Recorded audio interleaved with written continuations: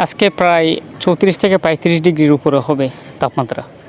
তো এত রোদের মধ্যে আপনাদের অনুপ্রেরণায় কিংবা আপনাদের ভালোবাসায় আমি আজকে এত দূর আসছি এবং ভিডিও বানানোর জন্য ক্যামেরাম্যানকে সাথে নিয়ে ঠিক দুপুর টাইম জোহর আজান হয়ে গেছে।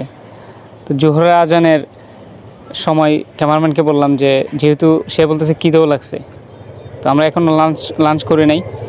তো আমি ওকে বললাম যে চলো আমরা জোহরের নামাজ আদায় করে নিই এবং নামাজের পর আমরা লাঞ্চটা সেরে নিব পাশাপাশি, তারপর আমরা আমাদের অপারেশনে চলে যাব। তো সে বলল আচ্ছা ঠিক আছে, চলো এই কাজটাই করি।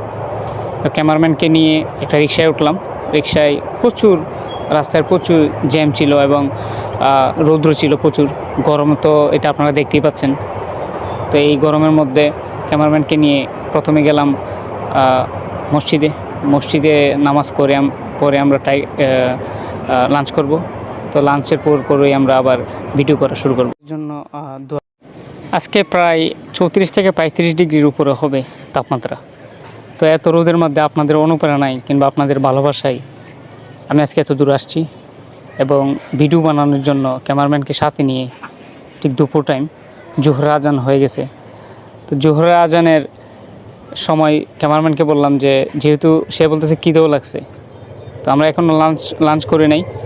তো আমি ওকে বললাম যে চলো আমরা জোহরের নামাজ আদায় করে নিই এবং নামাজের পর আমরা লাঞ্চটা সেরে নিব পাশাপাশি, তারপর আমরা আমাদের অপারেশনে চলে যাব। তো সে বলল আচ্ছা ঠিক আছে, চলো এই কাজটাই করি। তো ক্যামেরাম্যানকে নিয়ে একটা রিকশায় উঠলাম। রিকশায় রাস্তায় প্রচুর জ্যাম ছিল এবং রৌদ্র ছিল প্রচুর, গরম তো এটা আপনারা দেখতেই পাচ্ছেন। তো এই গরমের মধ্যে ক্যামেরাম্যানকে নিয়ে প্রথমে গেলাম মসজিদে নামাজ করে পরে আমরা লাঞ্চ করব।